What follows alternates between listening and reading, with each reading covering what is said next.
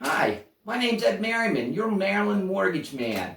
For going on 15 years, I've proudly been serving Maryland citizens with their mortgages and home financing needs. Last week, we finished a discussion on credit history, your FICO score, and how that affects your mortgage's interest rates when you apply for financing. If you missed it, go back and take a look. It summarizes 4 weeks worth of videos. There are good tips on how to give your credit score a quick boost before you apply for a mortgage. This week, we're going to start looking at loan to value in regards to your mortgage. Loan to value, or LTV, is the amount expressed in a percentage rate of your mortgage over the value of your home. For example, if your home was worth $100,000 and you had a mortgage for $60,000, your loan to value ratio would be 60%. There are two major components in your loan to value ratio. The first is that every mortgage program, whether conventional financing, VA financing, FHA, or USDA financing, all have certain loan to value restrictions based on the type of transaction. We're going to cover that today, and we'll leave how your home is valued for a future discussion. A quick side note on all these scenarios that I'm discussing are based on a single unit standalone home. There are other restrictions that apply for multi-unit dwellings and condos. If you're considering a purchase or refinance of one of these more complex properties, please contact me and I'll be happy to assist you with the guidelines of the various mortgage programs. We'll start with conventional financing. These are the mortgages with the best interest rates, and if you have a good credit profile, the ones that you should consider using first. Conventional mortgages can go as high as 97% loan to value on a purchase transaction. The catch here is that on conventional loans, if your LTV exceeds 80%, you will need to have private mortgage insurance, or PMI for short. With that program comes in the form of an extra monthly fee or an increase to your mortgage interest rate.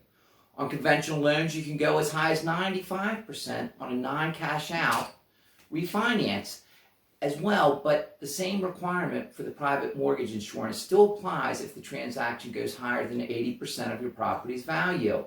On a cash out scenario involving conventional financing, you are limited to 80% of your loan to value on your home. Let's take a look at FHA financing next. FHA has more flexible underwriting standards, but with this mortgage program, you also have an upfront mortgage insurance premium fee of 1.75% of the loan amount that goes along with an annual fee of 0.8% of the loan amount for transactions that are less than $625,000 and under 95% loan to value. You have a 1% annual fee if your loan exceeds 95% loan to value. Those fees can really add up in extra expenses on your mortgage. With that said, you can also go to 96.5% of your loan to value on a property purchase, or 97.75% on a non-cash out rate and term refinance. On the cash out scenario for FHA, you're going to be capped at 80% loan to value again.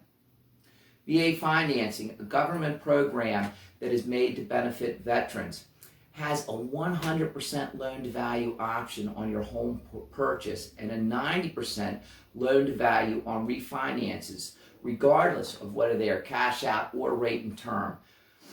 The other option that VA offers is a refinance of a VA loan if you already have an existing one into another VA loan, and with that there is no home or LTV restriction or requirement. Like the FHA program, the VA program has flexible guidelines, and there are extra fees associated with that the conventional loan does not have. The last mortgage we're going to look at is the USDA program. These are loans made to serve residents that live in more rural or less populated areas. There are geographical and income restrictions with this government-backed program, but this program will allow you to go to 100% loan to value on a purchase of a property. As with FHA and VA mortgages, the USDA mortgages also have a funding fee associated with them. On a side note, most of Western Maryland qualifies for USDA financing. So that's a wrap. The mortgages that have the highest loan-to-value limits are VA and USDA mortgages. But both of these types of loans have requirements that have to be met to be eligible for them. FHA has higher LTV limits and less stringent guidelines than conventional financing, but there is an extra financing cost involved with the FHA program and all the mortgage programs mentioned above, with the exception of conventional financing when you are under 80% loan to value. I hope you enjoyed this video and that it gave you a solid grasp of loan to value and the various limits that different mortgage programs have. Next week, we're going to look at your home's value and how it's determined. If you're considering a mortgage, now is a great time.